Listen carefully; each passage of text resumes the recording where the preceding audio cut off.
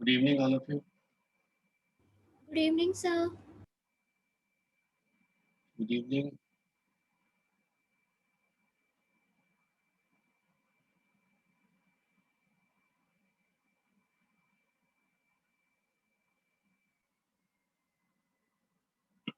Sir बोलो कुशाग।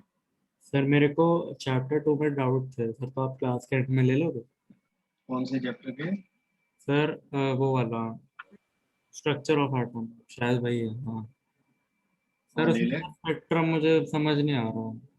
क्या नहीं समझ आ रहा? सर स्पेक्ट्रम मतलब इमिशन स्पेक्ट्रम। अच्छा, कोई नहीं, लास्ट में पूछ लेना। Okay sir, thank you sir. Sir ji Saransh. Good evening sir. Good evening. Sir ये रिवीजन क्लास है? नहीं नहीं, not today, next week. Okay sir. Rather after finishing chemical bonding, I will discuss.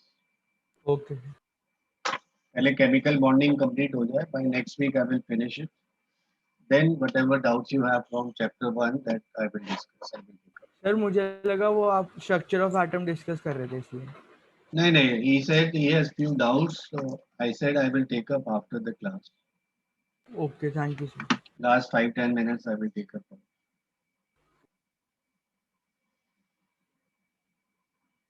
So, how far is the concept of hybridization clear now?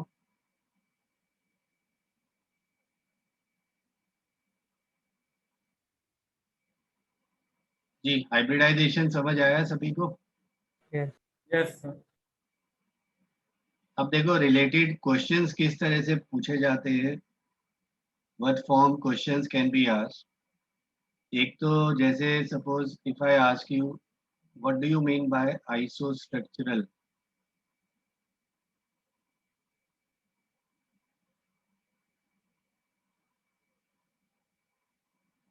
What are isostructural species?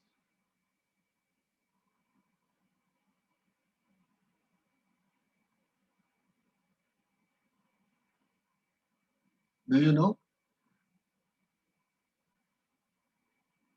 No sir. Which have same shape and hybridization.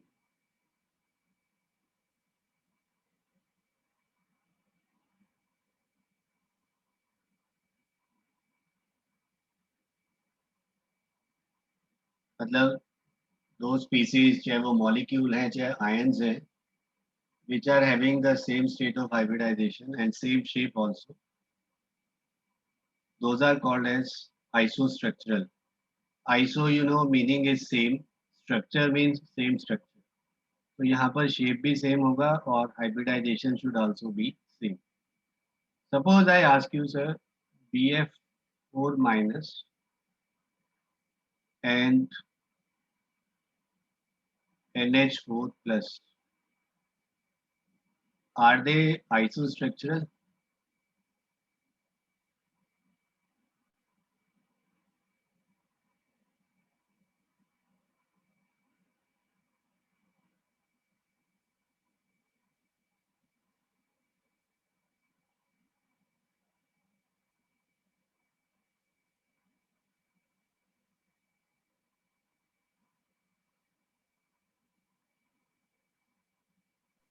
पहला वाला तो नहीं, पहला वाला नहीं है तो शायद नहीं है। बेटा, आपको जो फॉर्मूला दिया which ever method you use, यहाँ पर हाइब्रिडाइजेशन क्या आएगा? अच्छा सर, है शायद। BF4 boron have how many valence electron? Sir 3। Monovalent हाँ to सर है। 4 plus 1 नेगेटिव चार्ज के लिए, डिवाइड बाय 2 कितना हो गया सर? सर 4। तो यहाँ पर हाइब्रिडाइजेशन क्या बना? sp, sp3। और NH4 plus also will have sp3. Nitrogen 5, hydrogen is monovalent, plus charge means minus 1 divide by 2. Again it is sp3. Yes sir. तो एक तो आपके पास ये वाला जो पेयर है first, this is isostructural, carbon dioxide और SO2 में are they isostructural? No, sir. Carbon dioxide if you No, sir. Remember linear structure होता है, और SO2 का स्ट्रक्चर Dragon. कैसा होता है? बेंड स्ट्रक्चर होता है ना। हाँ सर, Yes, sir. बैंड. अच्छा, NF3H3 NH3, ये भी आपके पास सर ये भी कैलकुलेट होंगे. कर लीजिए. sp3 hybridization is there, one lone pair, three bond pair are there, and in last case it is not, क्योंकि यहाँ पर हाइब्रिडाइजेशन स्टेट तो sp3 है, और NO3 माइनस में हाइब्रिडाइजेशन स्टेट क्या होगी? sp2. 5 valence electron, monovalent group 0, 1 negative charge, 6/2 it is 3. तो यहाँ पर हाइब्रिडाइजेशन स्टेट क्या होगी सर? sp2. तो कई बार आइसोस्ट्रक्चरल स्पीसीज में क्वेश्चन पूछा जाता है. दूसरी बात, अगर आपसे पूछा जाए जैसे NO2 plus, NO3 minus and NH4 plus, इनमें नाइट्रोजन का हाइब्रिडाइजेशन स्टेट क्या है बच्चों?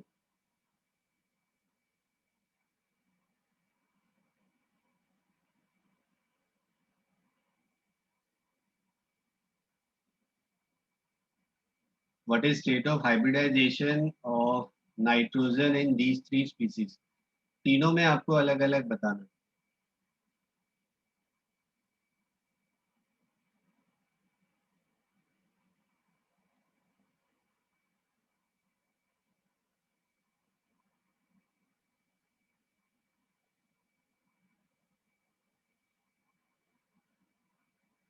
Find out. NH4 प्लस तो अभी लिखा ही था मैंने ऊपर.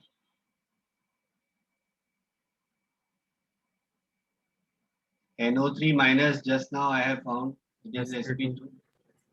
और वो NO2 SP प्लस होगा. में जी sp सर होगा. SP होगा. यहाँ sp होगा.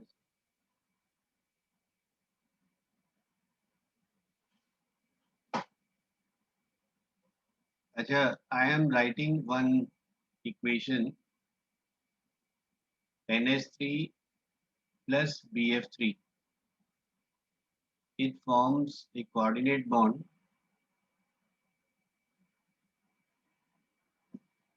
Hybridization of which atom changes during this?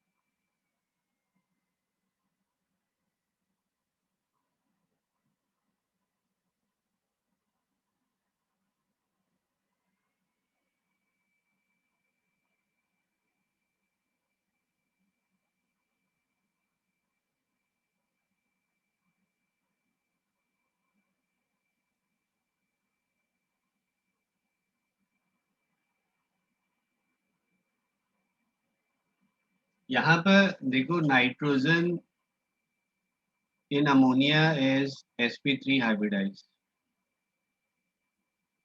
right? और BF3 में हाइब्रिडाइजेशन स्टेट आपको मालूम है sp2 होता है, ट्राइगोनल प्लेनर ज्योमेट्री होता है. बट आपने जब ये कोऑर्डिनेट बॉन्ड बनाया तो बोरॉन को एक एडिशनल बॉन्ड बनाना पड़ रहा है ना सर. बोरॉन अब कितने बॉन्ड बन गए इसके पास इस केस में, बताइए? 4 बॉन्ड हो गए ना सर. कैसे? तो यहाँ नाइट्रोजन का हाइब्रिडाइजेशन स्टेट तो चेंज नहीं होगा, क्योंकि इसके पास जो हाइब्रिड ऑर्बिटल है,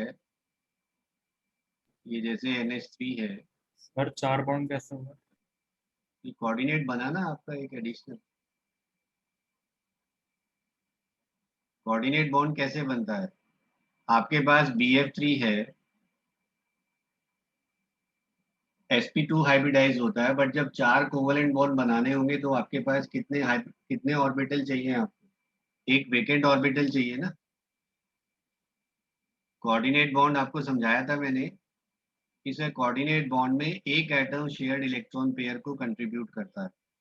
जैसे NH3 है, एक लोन पेयर है, H प्लस के साथ ये कोऑर्डिनेट बना के क्या बनाएगा?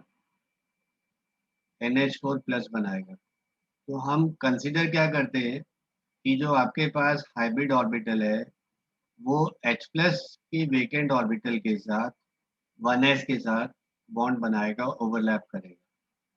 सेम वे अगर मैं H2O लेता हूँ प्लस H प्लस, यहाँ पे सर HOH, आपके पास दो हाइब्रिड ऑर्बिटल थे, एक मैंने S के साथ ओवरलैप करा दिया तो बना क्या आपके पास H3O प्लस। तो कोऑर्डिनेट बॉन्ड बेसिकली कैसे बनता है? Overlapping of filled orbital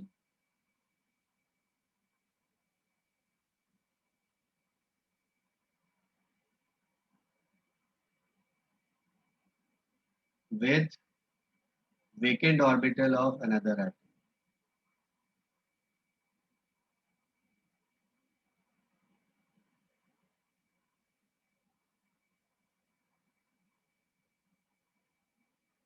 H plus के पास वेकेंट है, यहाँ H प्लस है।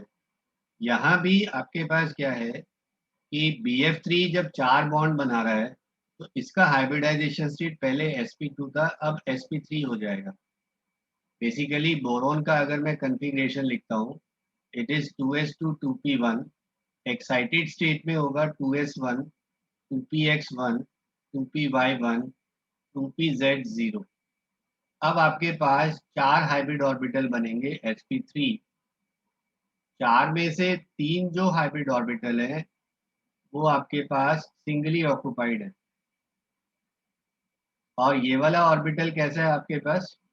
जो pz था वो वेकेंट है, इसलिए ये जो वेकेंट ऑर्बिटल है ये इधर ओवरलैप कर जाएगा। बाकी 3 जो फ्लोरीन के साथ बॉन्ड है वो आपके नॉर्मल जो हाफ फील्ड ऑर्बिटल की ओवरलैप से बनेंगे, उससे बनेंगे। तो हाइब्रिडाइजेशन चेंज किसका हुआ सर? BF3 से BF3 जब कोऑर्डिनेट बना, एडिशनल बॉन्ड बना, तो इसका हाइब्रिडाइजेशन स्टेट चेंज हो जाएगा। सेम वे अगर मैं आपको देता हूं सर AlCl3, Cl माइनस के साथ बॉन्ड बना के AlCl4 माइनस बना दिया इसने, बता सकते हैं सर यहाँ पर हाइब्रिडाइजेशन स्टेट क्या होगा पहले और आफ्टर दिस स्टेप? तो पहले sp2 होगा। पहले तो sp2 है, गुड, और बाद में सर sp3। यहाँ पर क्या है कि आपके पास जो कोऑर्डिनेट बॉन्ड बने हुए हैं, कोऑर्डिनेट बॉन्ड कैसे बन रहा है? Cl माइनस के पास पेयर है सर, ये इसके वेकेंट ऑर्बिटल के इलेक्ट्रॉन पेयर देगा, AlCl4 माइनस बनेगा। Same way BF3 plus F minus forms BF4 minus, यहाँ sp2 है, यहाँ हाइब्रिडाइजेशन स्टेट क्या होगा? Sir sp3। So related questions can be asked. अच्छा, अगर आपको सर क्वेश्चन पूछा जाए number of sigma and pi bonds,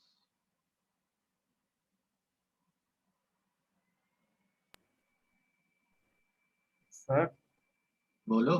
sir coordinate bond जो होते हैं उसमें कौन सा बॉन्ड तो बनता है, पाई बॉन्ड या sigma bond? Coordinate is normal single bond, pi bond कभी नहीं होता कोऑर्डिनेट। Okay sir.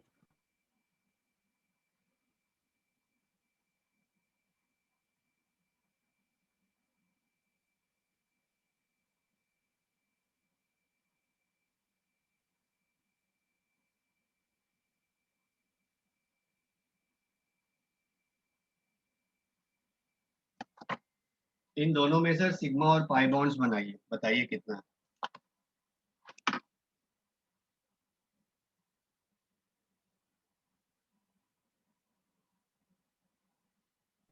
हमें क्या बताना है?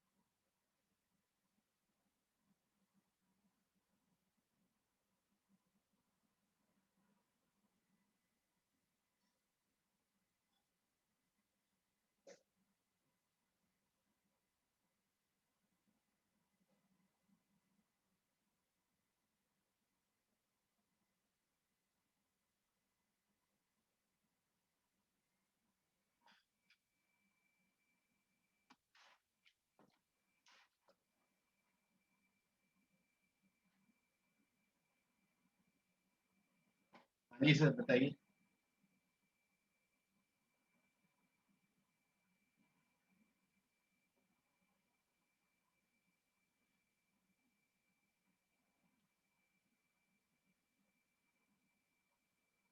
सर पहले में 19 सिग्मा और 5 पाई। 5 5 बॉन्ड्स, 19 सिग्मा बॉन्ड्स, जितने एच है सिंगल है तो सिग्मा बॉन्ड हो गए, और 6 इधर रिंग में हुए, 7 8 9 10 11, 11 plus 8 19 sigma. In second case sir एक सेकंड।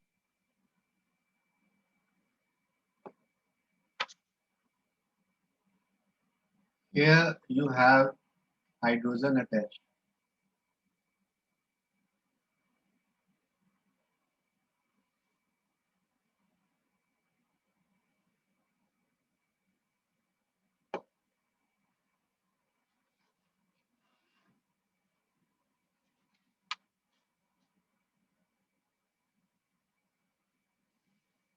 सर उस वाले में 5 पाई बॉन्ड कैसा है?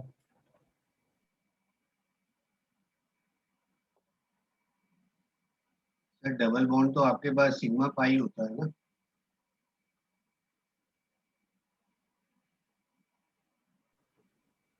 तीन डबल बॉन्ड इधर है, दो इसमें है, तो पाई कितने हो जाएंगे? 5। Okay sir.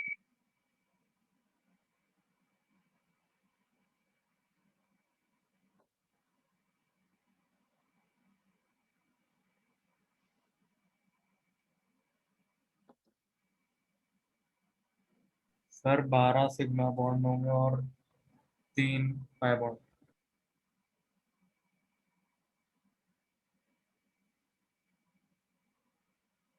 सर मैं यहाँ पर CH2CN को लिख रहा हूँ। This is CH2 C triple bond 10।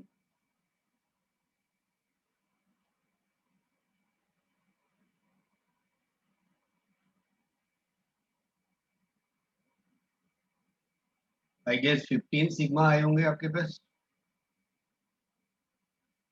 Yes sir. और पाई बॉन्ड 5 पाई बॉन्ड्स आए होंगे। 6 सिग्मा 7 8 9 10 11 12 14 15 4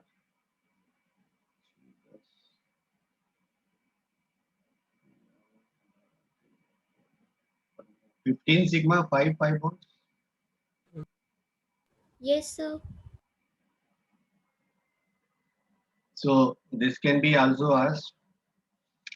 अब देखिए आपके पास और एग्जांपल्स आपको देता हूँ किस तरह से क्वेश्चन पूछा जाता है। अरे दोबारा बता दो। मेरे इसको मैंने ना पूरा लिख लेना है, CH2CN। सर आपने स्ट्रक्चर किसका बनाया था? मैंने सिर्फ इसी ग्रुप को अलग से लिखा है ना। सर ने नीचे। ये वाला यस सर। ये कंपाउंड दे दिया कुछ भी। अच्छा। बेंजाइल नाइट्राइल होता है वैसे ये। यहाँ पर देख लो अब आप कितने सिग्मा है। 6 तो ये कार्बन कार्बन रिंग में हो गए, 11 हो गए ये,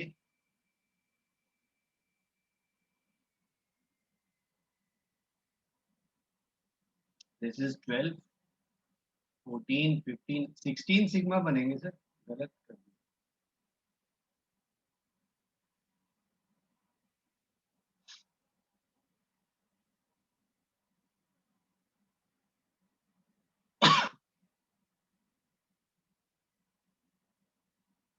सिक्सटीन सिग्मा 5 यस सर 16 आवर। ओके सर, हाँ सर। आ गया समझ में। Yes sir.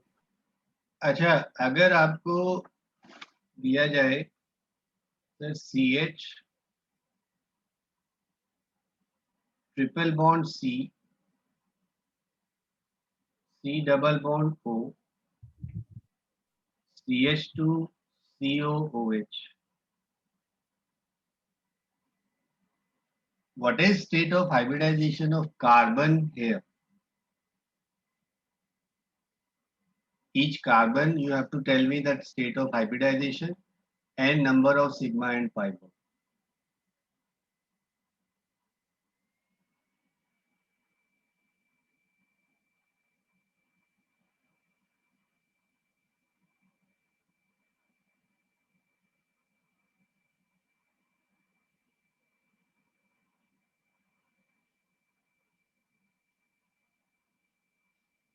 यहाँ पे सर मैं नंबर कर देता हूँ because that would be easier.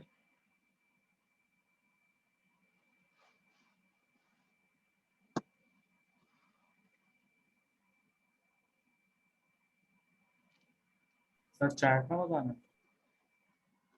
All 5 carbons you have to tell me the type of hybridization. First वाले का क्या होगा hybridisation state? Sir sp3। sp2 होगा सर। सिग्मा बॉन्ड कितने बने यहाँ पे? 4 बने। कहाँ 4 बने हैं सर? सर नीचे भी तो। नीचे तो 1 नंबर लिखा है मैंने यार। अच्छा sorry sir, sorry.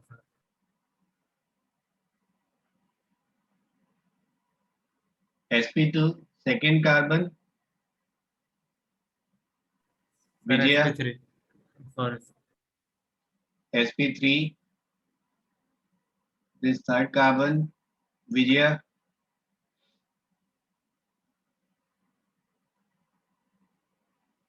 Sir, sp2. good, sp2 fourth and fifth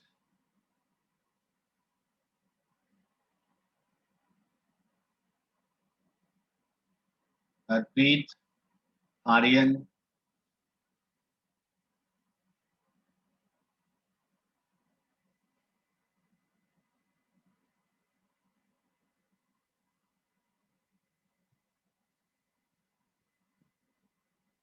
Siddhant, Vyomini, Satvik, any of you? Sir sp3। कितने सिग्मा बॉन्ड बना रहा है फोर्थ कार्बन? सात्विक,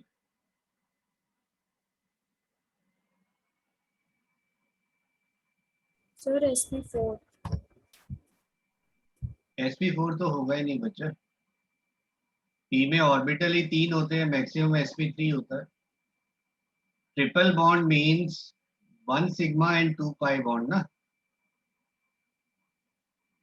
triple bond I told you it is triple bond means 1 sigma 2 pi. तो यहाँ पर एक sigma इधर बना, एक इस साइड बना, 2 सिग्मा का मतलब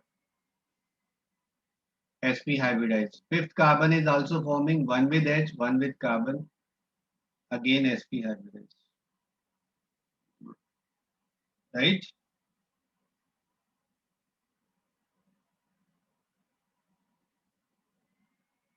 Is it clear, Vyomini?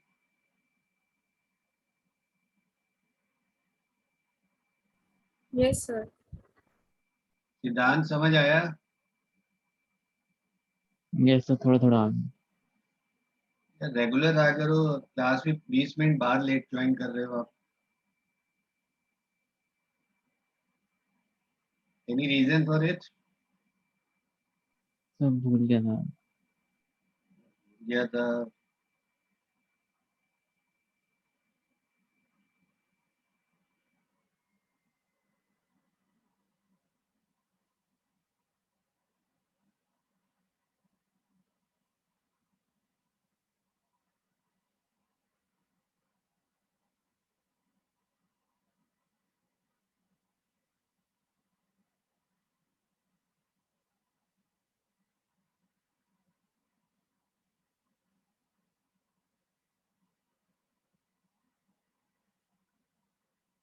बताइए सर, इनमें मैच करना है, फर्स्ट के साथ क्या आएगा? sp3d sp3 d d आएगा, b सेकेंड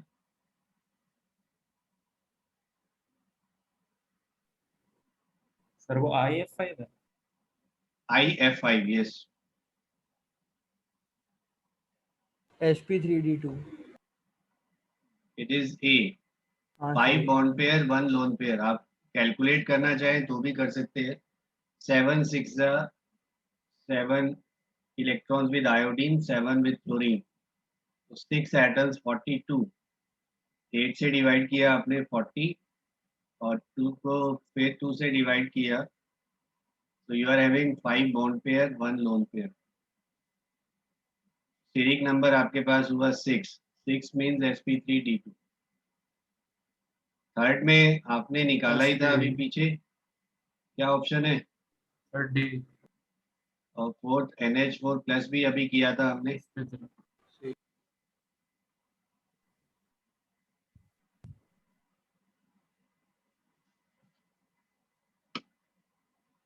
क्लियर है सर यहाँ तक?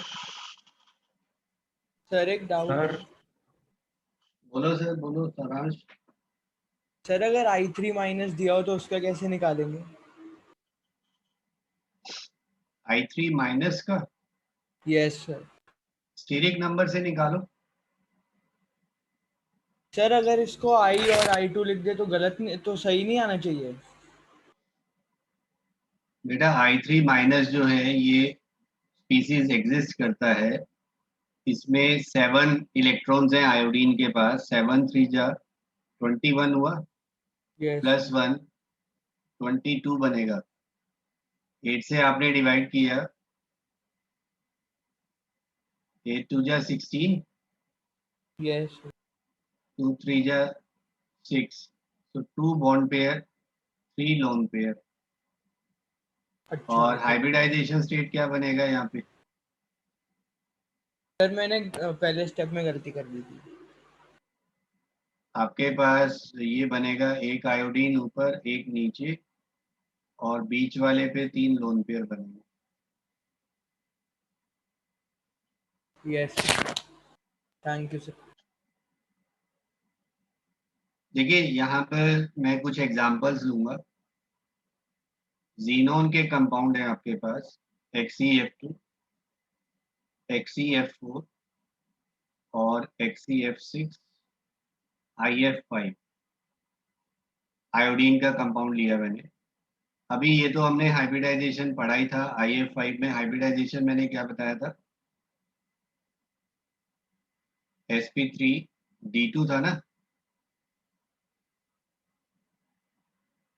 You tell me hybridization state of xenon dichloride, xenon in xenon dichloride, tetrafluoride, hexafluoride.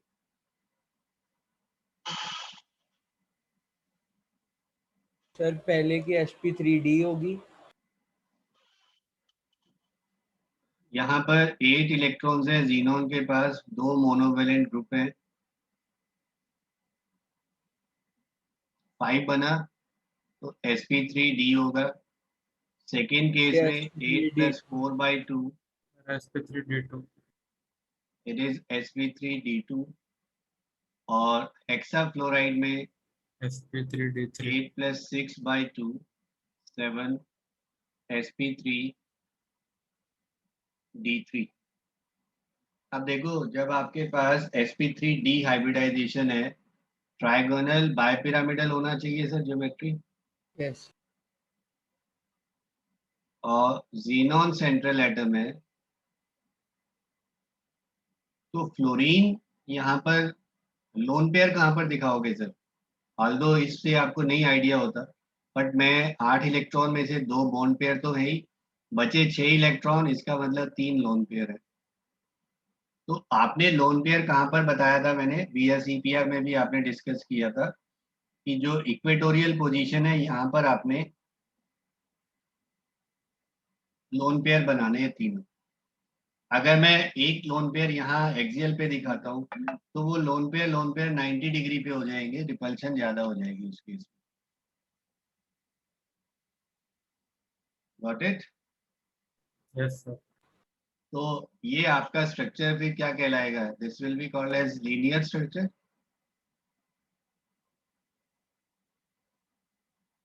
Linear हो गया ना आपका, जीनोन फ्लोरीन जीनोन। अगर आप देखते हो ज्योमेट्री क्या होगी इसकी? लीनियर हो गया। लीनियर हो जाएगी।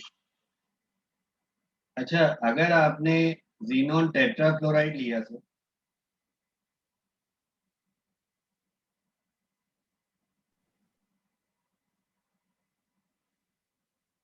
इस केस में हाइब्रिडाइजेशन स्टेट क्या बन रहा है बताओ?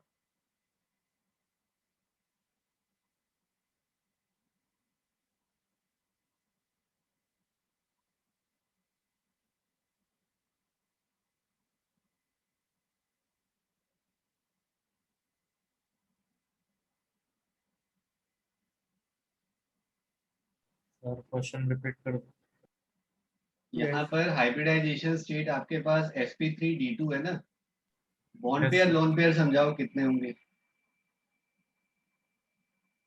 सर लोन पेयर 2 हैं, कुछ नहीं है। Bond pair 4। 4 बॉन्ड पेयर होंगे, 2। 2 लोन 2 लोन हाँ पेयर होंगे। 2 लोन। और ज्योमेट्री कैसा लिख बनाएंगे आप? आपको मालूम है स्क्वायर स्क्वायर बाय पिरामिडल होता है ये। पिरामिड। लेकिन लोन पेयर का पोजीशन कहाँ पर रखोगे आप? सर ऊपर नीचे। यस 180 डिग्री एंगल पे हो जाएंगे, रिपल्शन मिनिमाइज करने के लिए। ये आपके पास बना sir xenon tetrafluoride, we call it as square planar. Sir लेकिन अगर उसे मतलब उधर लगा देंगे इक्वेटोरियल में सर तो रिपल्शन तो बढ़ेगी। अगर मैं इक्वेटोरियल पे रखूंगा, वैसे तो इसमें इक्वेटोरियल एक्सियल का कोई मतलब नहीं होता, बट सर अगर आप 90 यहाँ डिग्री। पर लोन पेयर लाते हैं तो 90 डिग्री पे हो जाएंगे ना। सर अभी भी तो 90 डिग्री पे। अभी तो 180 पे है यार। लोन पेयर के बीच में एंगल कितना है? अच्छा सर 180। 180 है। अब sp3d3 hybridization, 6 bond pair and 1 one lone lone. Pair, तो ये आपको पेंटागोनल बायपिरामिडल बनता है इस केस में सर। Yes sir. यहाँ पर एक लोन पेयर बना दो, this will be shape,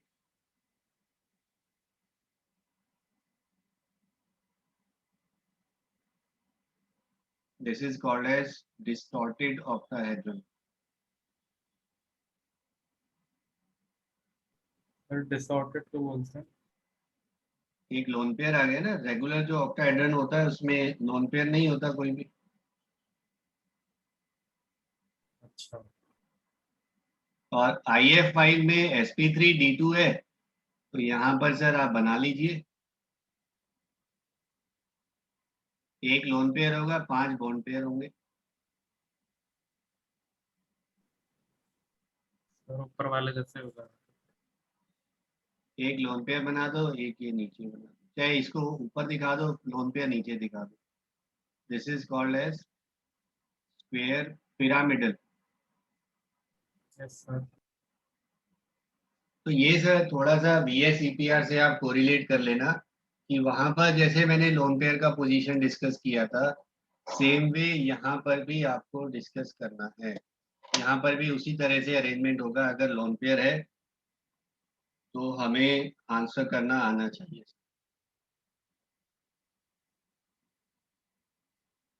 clear है सर ये सब?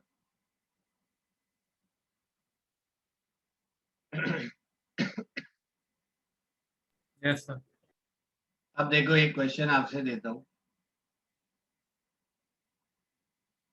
xenon hexafluoride is isostructural with, let's say, SF6,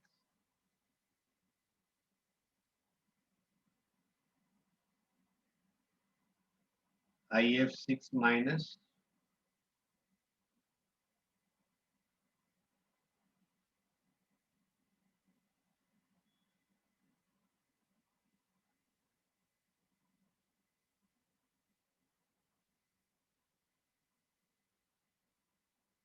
बताइए।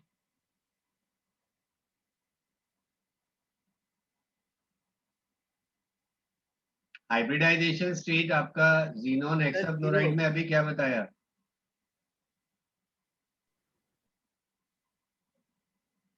sp3d3 बताया था ना? सर बी होगा। Yes sir. It is sp3d3 और बी में भी आपके पास sp3d3 हाइब्रिडाइजेशन है yes sir. Plus 6 bond pair और एक लोन पेयर होगा। यहाँ भी 6 बॉन्ड पेयर एक लोन पेयर है आपके पास।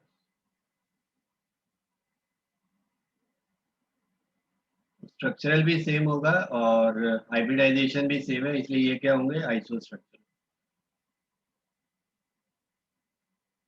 कई बार आइसो स्ट्रक्चरल की बजाय आइसोलोबल भी टर्म यूज करते हैं। आइसोलोबल का मतलब सेम हाइब्रिडाइजेशन। बॉन्ड पर लोन पर का कुछ नहीं है सर। उससे रिलेट नहीं करेंगे, सेम हाइब्रिडाइजेशन स्टेट हो उन्हें हम आइसोलोबल बोलते हैं।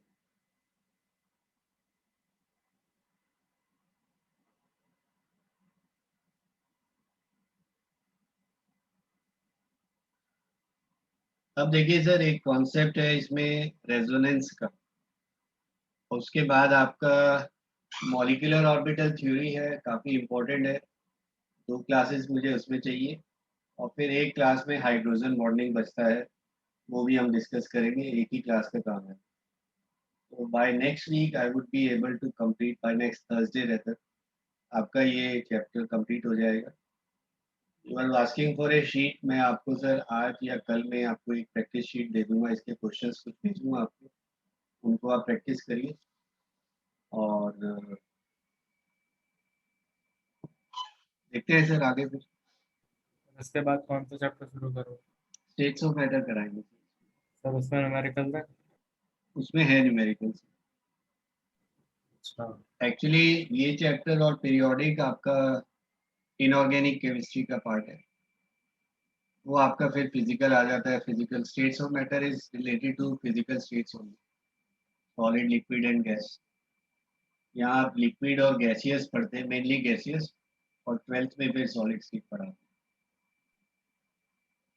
Okay sir. अब देखिए यहाँ पर सर एक कॉन्सेप्ट है रेजोनेंस का,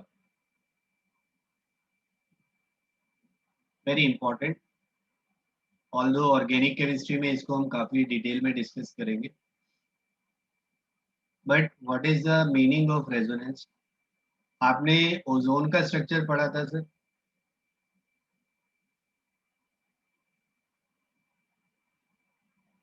पढ़ा है ना सर? ये SO2 का आपने स्ट्रक्चर पढ़ा था? As per the Lewis dot structure, यहाँ पर बॉन्ड लेंथ दोनों सेम होनी चाहिए, डिफरेंट होनी चाहिए सर? कैसा? The same. Double bond, single bond अलग अलग नहीं होना चाहिए? नहीं। आप नॉर्मली क्या कहते हैं सर, डबल बॉन्ड स्ट्रॉन्ग होता है, बॉन्ड लेंथ शॉर्ट होती है, then single bond yes sir. बताते हैं ना ऐसा? Yes sir. लेकिन यहाँ पर ओजोन में या SO2 में both the bond length are equal, दोनों बॉन्ड लेंथ इक्वल होती है। तो बेसिकली कॉन्सेप्ट ऑफ रेजोनेंस से क्या मतलब है? अगर आपको याद हो सर, ये ल्यूइस स्ट्रक्चर हम बनाते हैं,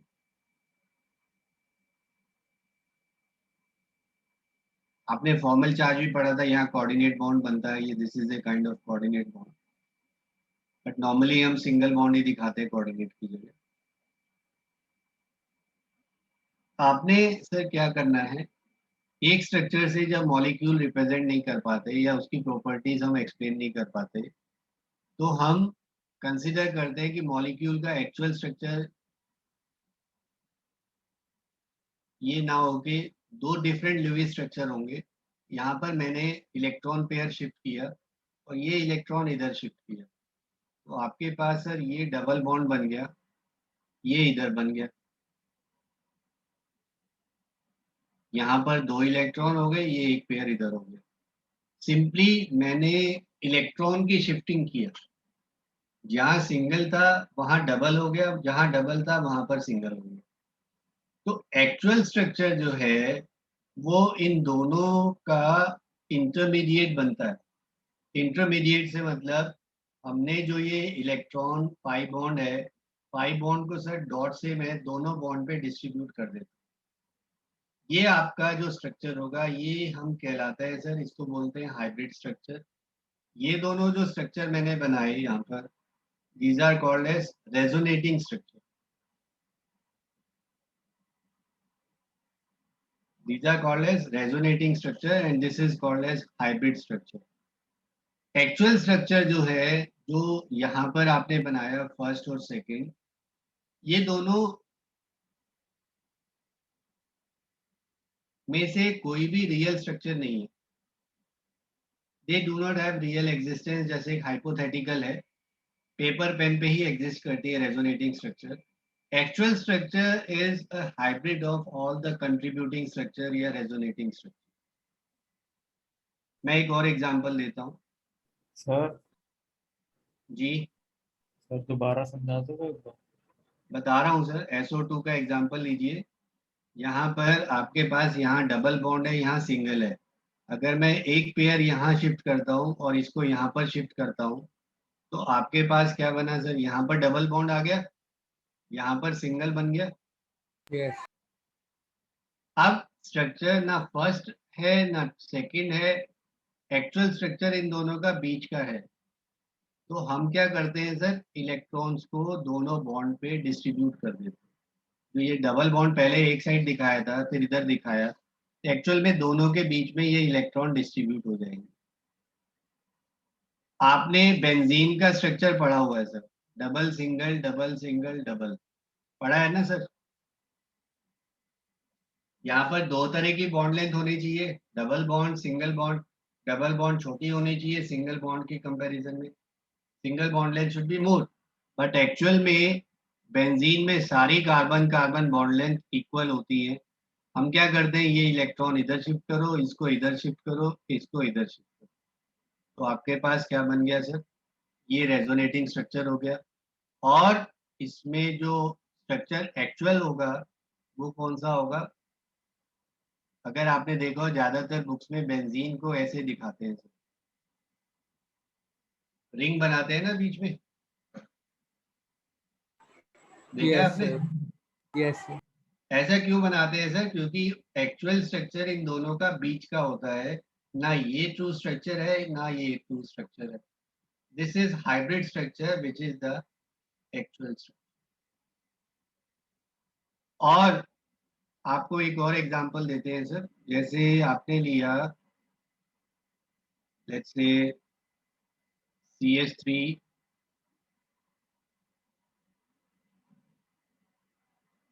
यहाँ पर इलेक्ट्रॉन पेयर है, यहाँ इलेक्ट्रॉन पेयर है, तो आपने सर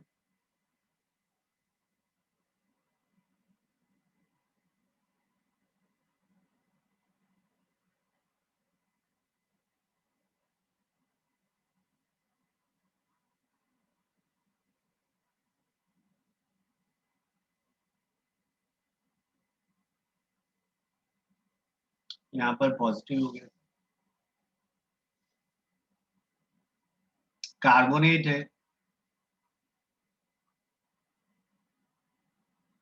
एक्चुअल में यहाँ पर बॉन्ड लेंथ तीनों इक्वल होती है, तो हम कैसे एक्सप्लेन करते हैं सर, ये इलेक्ट्रॉन आप शिफ्ट कर दो इधर, इसको इधर ले आओ, तो आपके पास क्या बनेगा, यहाँ डबल बॉन्ड हो गया, इधर नेगेटिव हो गया, ये नेगेटिव हो गया। तीसरा स्ट्रक्चर क्या बनेगा, ये वाला बॉन्ड आप शिफ्ट कर दो, इधर डबल हो गया, बाकी दो सिंगल हो गए। तो Yes. यहाँ पर 3 रेजोनेंस स्ट्रक्चर बने। एक्चुअल स्ट्रक्चर इज, यहाँ हम तीनों बॉन्ड पे इनको डबल बॉन्ड इलेक्ट्रॉन्स को, पाई इलेक्ट्रॉन्स को डिस्ट्रीब्यूट करते हैं और नेट चार्ज -2 बना देते हैं। तो ये आपका जो स्ट्रक्चर है ये हाइब्रिड स्ट्रक्चर कहलाता है। और जितने कंट्रीब्यूटिंग स्ट्रक्चर बने उनको हम क्या बोलते हैं सर, रेजोनेटिंग स्ट्रक्चर या कैनोनिकल फॉर्म या contributing structure. Sir resonating structure या कैनोनिकल स्ट्रक्चर, सर बोलो। सर रेजोनेंस समझ सा नहीं आया। समझ आएगा सर, अभी मैं लिखवा रहा हूँ, कॉन्सेप्ट को समझा रहा हूँ। सर यही वाला एग्जांपल समझा दो पहले। पहले तो आप रेजोनेंस का मतलब लिखिए। When A molecule can not be represented by single Lewis structure, when a molecule has more than one Lewis structure,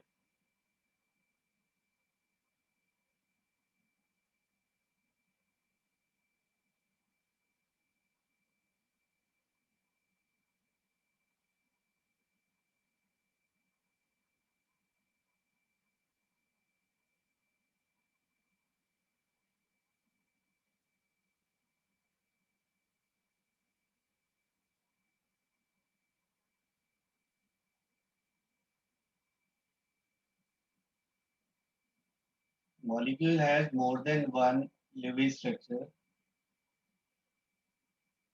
and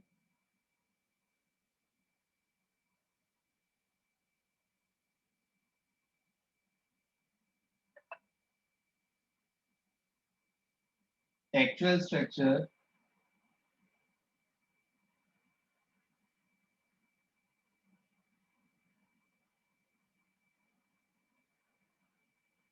is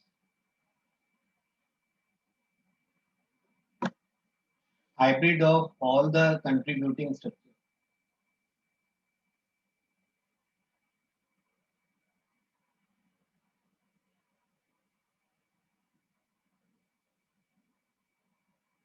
Hybrid of all the contributing structures. Such molecule are said to have resonance.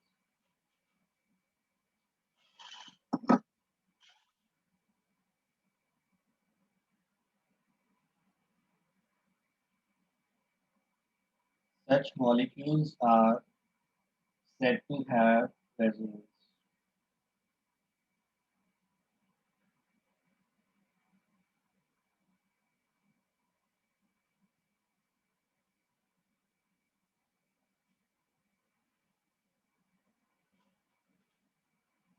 देखो यहाँ पर ozone में आपको structure तो मालूम है, double single bond होता है, बनाया था ना यस हमने सर। पहले भी। Yes sir. अब देखो आप अगर इलेक्ट्रॉन पेयर देखोगे, यहाँ पर 2 पेयर आते हैं, यहाँ एक, यहाँ पर 3 बनते हैं, क्योंकि ये कोऑर्डिनेट बॉन्ड होता है इसके। अब अगर बॉन्ड लेंथ इक्वल है, इसका मतलब सर इसके हिसाब से तो ये डबल बॉन्ड शॉर्ट होना चाहिए, ये बड़ा होना चाहिए। तो हम क्या कंसीडर करते हैं कि ये एक्चुअल स्ट्रक्चर नहीं है। एक्चुअल स्ट्रक्चर में आपने क्या करना है, इसकी रेजोनेंस बनाया मैंने, फर्स्ट और सेकंड 2 रेजोनेंस बनेंगे, क्योंकि ये लोन पेयर जब मैं शिफ्ट करूंगा तो ये सिंगल की जगह क्या बन जाएगा, डबल बॉन्ड, और ये वाला इलेक्ट्रॉन आगे बढ़ गया, नेक्स्ट ऑक्सीजन पे शिफ्ट हो गया, तो इधर आपके पास 3 पेयर हो गए। ध्यान से देखोगे तो सर आपके पास total number of electron pair same होंगे दोनों में। देखो यहाँ पर 3, 4 और 2, 6 लोन पेयर है। इस स्ट्रक्चर में भी कितना है, 2, 4, 5, सॉरी 1, 2, 3, 4, 5 और 6। जो अरेंजमेंट है एटम्स का वो भी सेम है दोनों में। ऐसा नहीं है कि हमने कोई और अरेंजमेंट बना दिया सर, सेम अरेंजमेंट रहेगा एटम्स का। सिर्फ हमने शिफ्ट किसको किया, इलेक्ट्रॉन पेयर को हमने शिफ्ट किया। कार्बोनेट का एग्जांपल लो, यहाँ पर पाई बॉन्ड है तो ऑक्सीजन के पास 6 इलेक्ट्रॉन होते हैं सर, 2 लोन पेयर बचेंगे, 2 इसने इलेक्ट्रॉन पाई बॉन्ड में डबल बॉन्ड बनाने में यूज कर दिए। यहाँ सिंगल बॉन्ड बना रहा है और नेगेटिव चार्ज है, तो मैंने क्या किया सर, इलेक्ट्रॉन को इधर शिफ्ट किया और ये वाला इलेक्ट्रॉन इधर ऑक्सीजन पे शिफ्ट किया, तो यहाँ पर डबल बॉन्ड बन जाएगा इधर, ये नेगेटिव, यहाँ पर अब एक इलेक्ट्रॉन पेयर एक्स्ट्रा बन गया, यहाँ जैसे था वैसे ही रहा। अब मैंने इधर से शिफ्ट किया, फिर से इधर इलेक्ट्रॉन पे नेगेटिव, तो ये बनेगा आपका स्ट्रक्चर सेकेंड। यहाँ पर फिर से वही आपके पास 6 इलेक्ट्रॉन है, यहाँ भी 6 इलेक्ट्रॉन है, यहाँ भी 4 इलेक्ट्रॉन रहेंगे, क्योंकि एक पेयर मैंने यहाँ शिफ्ट किया, पाई बॉन्ड बना दिया। तो कहने का मतलब ये है कि जब एक सिंगल यूनिट स्ट्रक्चर से आप प्रॉपर्टीज किसी मॉलिक्यूल की एक्सप्लेन नहीं कर पाते, तो हम कहते हैं सर मॉलिक्यूल के पास, मॉलिक्यूल जो है रेजोनेंस शो करता है, उसकी एक से ज्यादा ल्यूइस स्ट्रक्चर पॉसिबल है, एक से ज्यादा ल्यूइस स्ट्रक्चर पॉसिबल है, और एक्चुअल स्ट्रक्चर उन स्ट्रक्चर का हाइब्रिड होगा, मिक्स होगा दोनों का। मतलब उसमें फर्स्ट में जैसे यहाँ डबल बॉन्ड था, यहाँ सिंगल था, यहाँ इधर सिंगल की जगह डबल आ गया, यहाँ सिंगल की जगह डबल आ गया, तो एक्चुअल स्ट्रक्चर इन दोनों का इंटरमीडिएट बनेगा, दोनों का बीच का बनेगा, जिसमें पाई इलेक्ट्रॉन क्लाउड पूरे रिंग पे डीलोकलाइज। ये कॉन्सेप्ट है रेजोनेंस।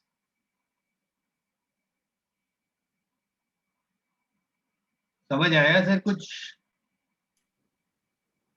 सर थोड़ा थोड़ा। थोड़ा थोड़ा अभी इंपॉर्टेंट पॉइंट समझाता हूँ, उसके बाद आपको समझ आ जाएगा सर। पहला पॉइंट तो लिखिए, resonance structure do not have true existence.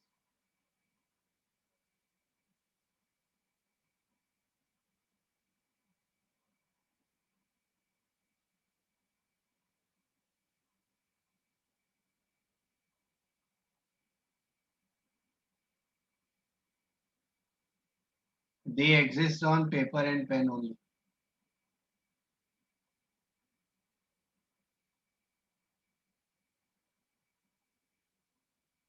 Second, different resonating structure have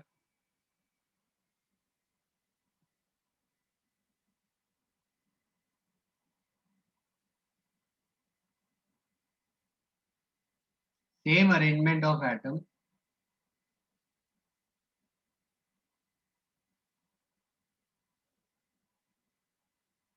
but differ in electron distribution of electron या arrangement of electron. Electron pairs जो है उसका अरेंजमेंट डिफरेंट हो सकता है,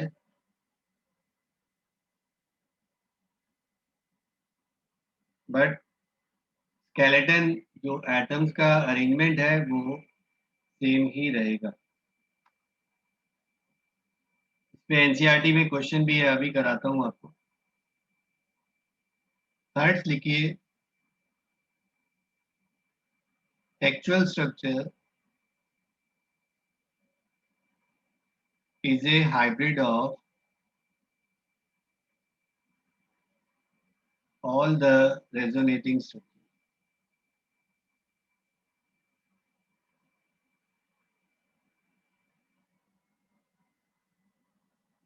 जो रेजोनेटिंग स्ट्रक्चर्स है उनका हाइब्रिड होगा, मतलब उसमें सबकी करेक्टरिस्टिक्स होंगी। और lastly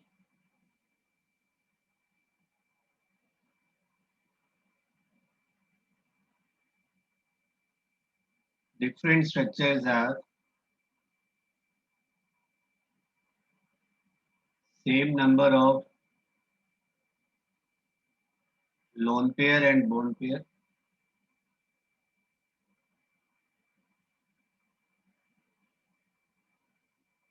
and octet rule is also followed.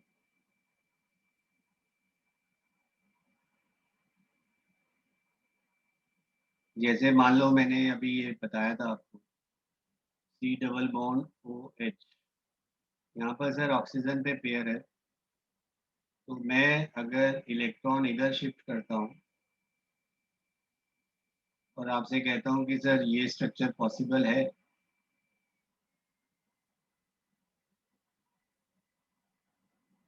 बताइए सर ये स्ट्रक्चर पॉसिबल है?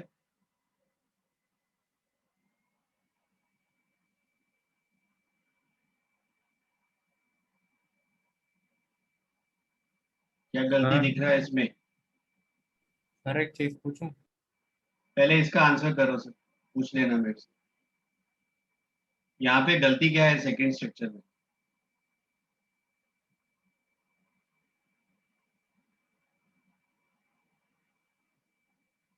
सर या तो उसे नेगेटिव दो या फिर बॉन्ड हटाना पड़ेगा।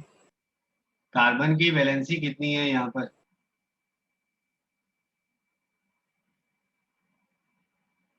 कितने बॉन्ड बना रहा है इस सेकंड स्ट्रक्चर में? 5 बना रहे, 4 होने चाहिए।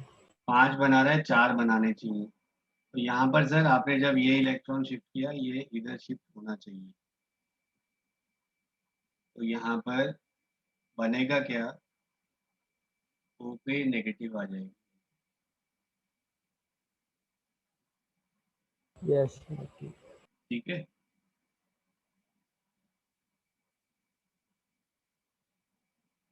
सर अब पूछूं? हाँ जी, अब पूछो। सर आप इलेक्ट्रॉन शिफ्ट कहाँ से कहाँ पे कर रहे हो? इलेक्ट्रॉन बेटा जो आप ऐसे समझ लीजिए कि ये एक तरह से कंजुगेशन होता है। कंजुगेशन का मतलब अल्टरनेट डबल सिंगल बॉन्ड। या तो पाई इलेक्ट्रॉन कंजुगेशन में हो, पाई कंपोनेंट कंजुगेशन में होगा, या फिर लोन पेयर कंजुगेशन में। बेसिकली क्या है, यहाँ पर पाई पाई कंजुगेशन, जैसे यहाँ पर लोन पेयर है, फिर सिंगल है, फिर ये डबल बॉन्ड है। यहाँ पर double single double single double single होगा, नहीं होगा इसमें से? Yes sir. आपने एक एग्जांपल और देता हूँ।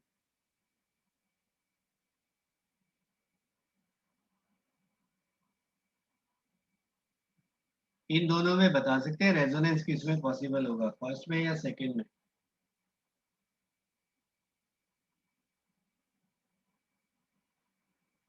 कंजुगेशन किसमें है?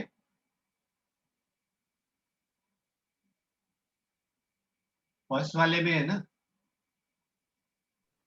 Yes sir. तो ये पाई बॉन्ड को मैंने यहाँ पर शिफ्ट किया बीच में, और इधर ये नेगेटिव चार्ज आ जाएगा, यहाँ पे पॉजिटिव आ जाएगा। तो इसमें तो रेजोनेंस पॉसिबल है, इसमें पॉसिबल नहीं है। क्यों स्ट्रक्चर पॉसिबल नहीं है, रेजोनेंस क्यों नहीं है पॉसिबल? क्योंकि यहाँ पर कंजुगेशन सिस्टम नहीं है, डबल सिंगल फिर डबल आ गया। अब देखो आपने SO3 दिया आपको, ऑक्टेट कंप्लीट करो सबका। ये सर 3 पेयर आ गए, यहाँ पे 3 आ गए, यहाँ पर 2 पेयर आएंगे। अब इसमें कितने रेजोनेंस बनेंगे बता सकते हो?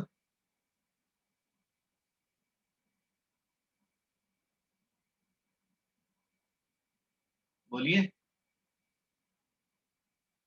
और दो। 2 और बनेंगे ना इसके अलावा। भाई आपने ये इलेक्ट्रॉन शिफ्ट किया, इसको इधर शिफ्ट कर दो, यहाँ पर डबल बॉन्ड, यहाँ पर चार्ज कैसा हो गया, नेगेटिव, इधर ऑक्सीजन।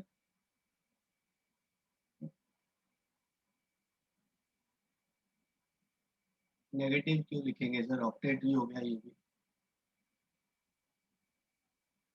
सिंपली यहाँ पर आपके पास 6 इलेक्ट्रॉन हो गए।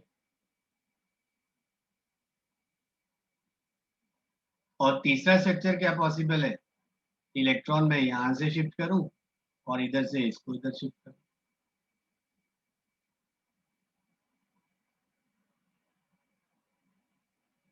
सर अब आया समझ। मान लो आपको नाइट्रेट दिया, N double bond O O minus.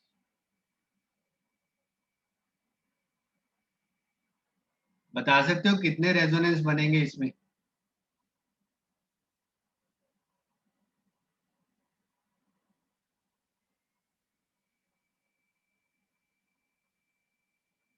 भाई इधर डबल बना दो,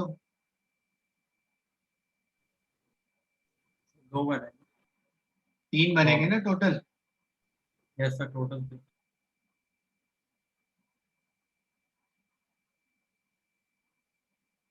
ये बनेंगे आपके पास 3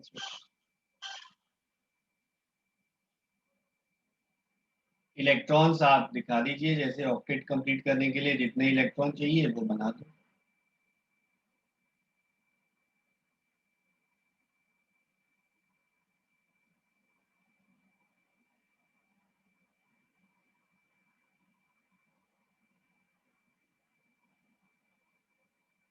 समझे सर? तो हाइब्रिड स्ट्रक्चर क्या बनेगा, हमने कुछ नहीं करना सर, 3 बॉन्ड सिंगल बना के 5 बॉन्ड को डॉट डॉट तीनों पे डिस्ट्रीब्यूट कर दो, और जो नेगेटिव चार्ज है उसको कहाँ बना दोगे, पूरे पे नेगेटिव दिखा दो।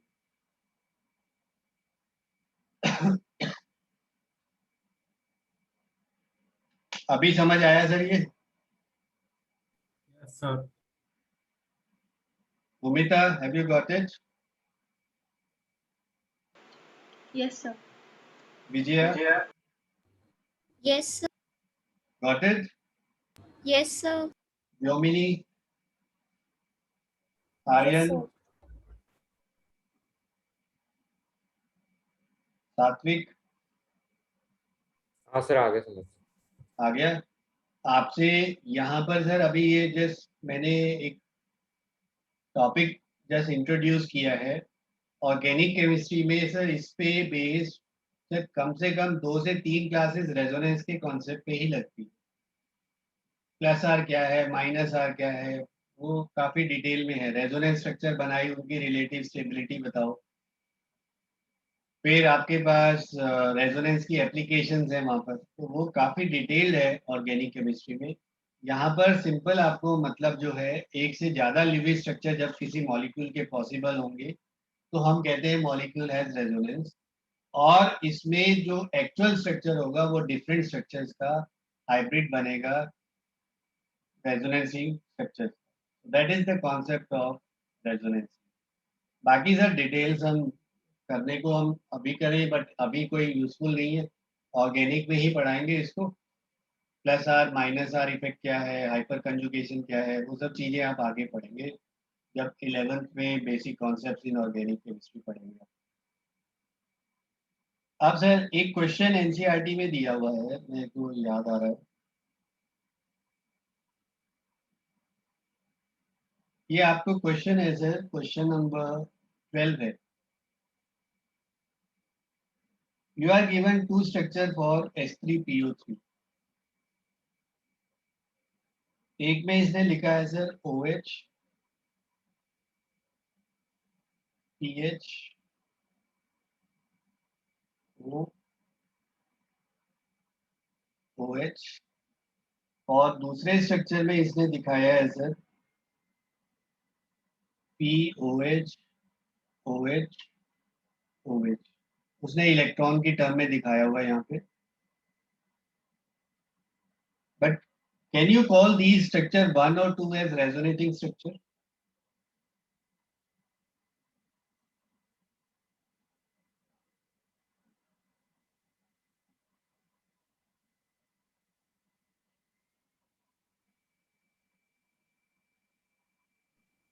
तो शायद नहीं।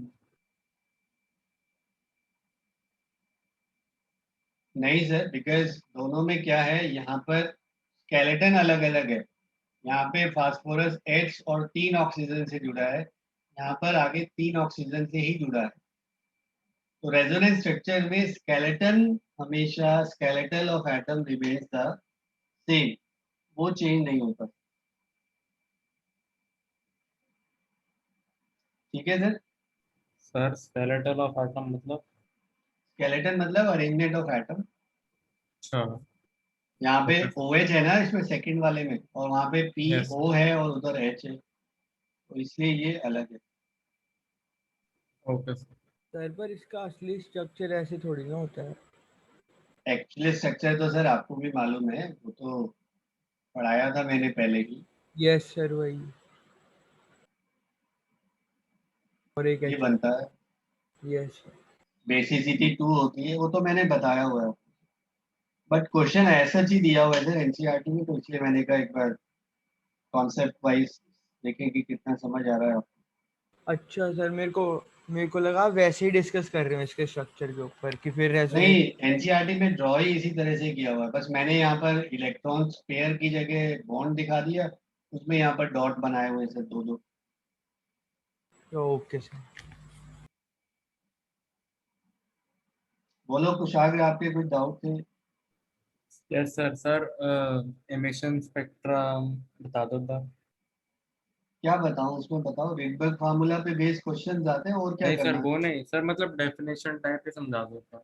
है? डेफिनेशन टाइप मत सोचा करो इतना, तो एमिशन स्पेक्ट्रा तो क्या डेफिनेशन पूछेगा कोई। सर ये बता दो कि होता क्या है वो। होता क्या है, देखो आपने एक डिस्चार्ज ट्यूब लिया, डिस्चार्ज ट्यूब तो समझते हो, लो प्रेशर आपने क्रिएट किया होता है वैक्यूम से कनेक्ट करके, इसमें हाइड्रोजन गैस है और आपने इसमें हाई पोटेंशियल अप्लाई किया,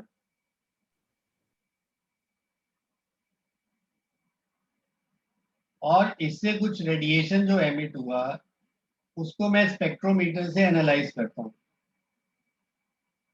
ठीक है, जब स्पेक्ट्रा आपको मिलता है सर, उसमें अलग अलग लाइंस मिलती हैं, इसलिए हम इसको क्या बोलते हैं, लाइन एमिशन स्पेक्ट्रा।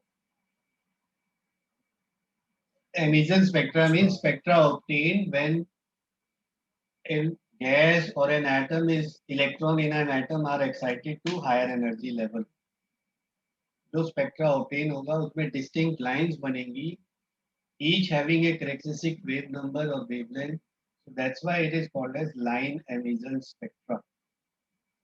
सर आपने हाई पोटेंशियल डाला तो मतलब एनर्जी दी इलेक्ट्रॉन्स को स्कैटर्ड बिल्कुल स्टेट सर, में। पोटेंशियल का मतलब ही क्या है, आप इलेक्ट्रिक फील्ड अप्लाई कर रहे हैं, हाई वोल्टेज अप्लाई कर रहे हैं, तो इलेक्ट्रॉन जो है पहले तो मॉलिक्यूल स्प्लिट होकर हाइड्रोजन एटम बना देगा, और फिर हर एक अलग अलग एटम में इलेक्ट्रॉन एक्साइट होगा हायर एनर्जी लेवल में, एक्साइटेड स्टेट मिला मुझे, और एक्साइटेड इलेक्ट्रॉन वापस जब आता है तो एनर्जी रिलीज होगा, दैट यू नो कि इलेक्ट्रॉन जब लोअर से हायर में जाता है एनर्जी एब्जॉर्ब करता है, और जब हायर से लोअर में आता है तो एनर्जी रिलीज होती है। तो यहाँ पर जब ग्राउंड स्टेट 1 में जंप करता है इलेक्ट्रॉन किसी भी हायर से, तो हमें सीरीज कौन सा मिलता है, लाइमन।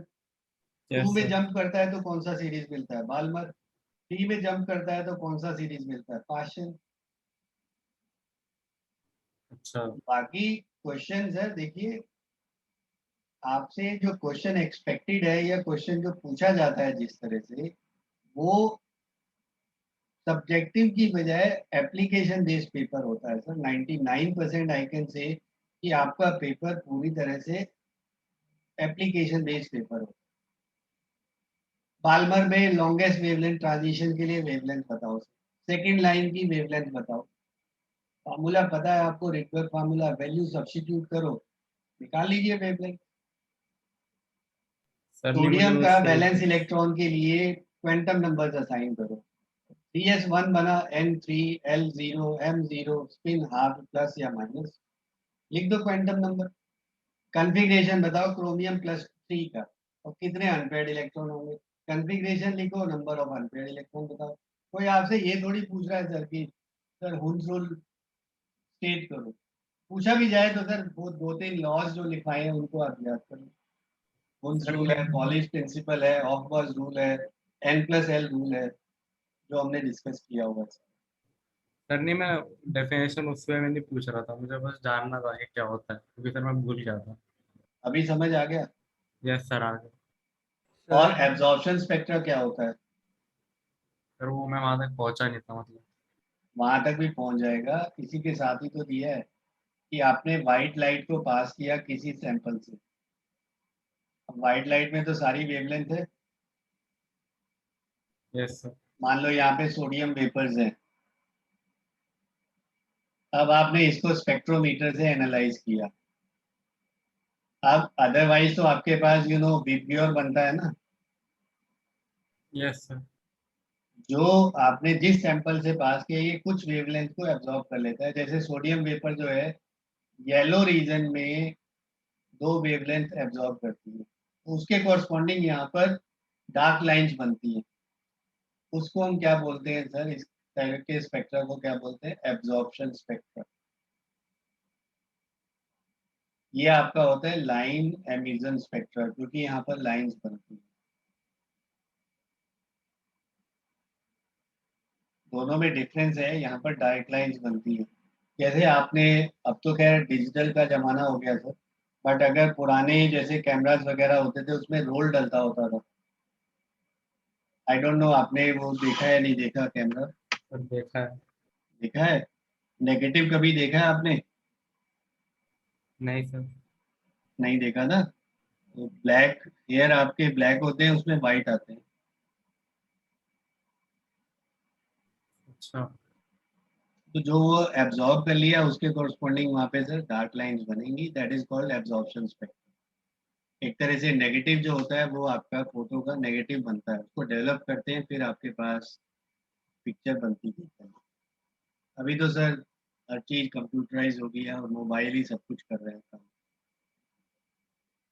पहले शौक होता था, पेरेंट्स वॉच गिफ्ट करते थे।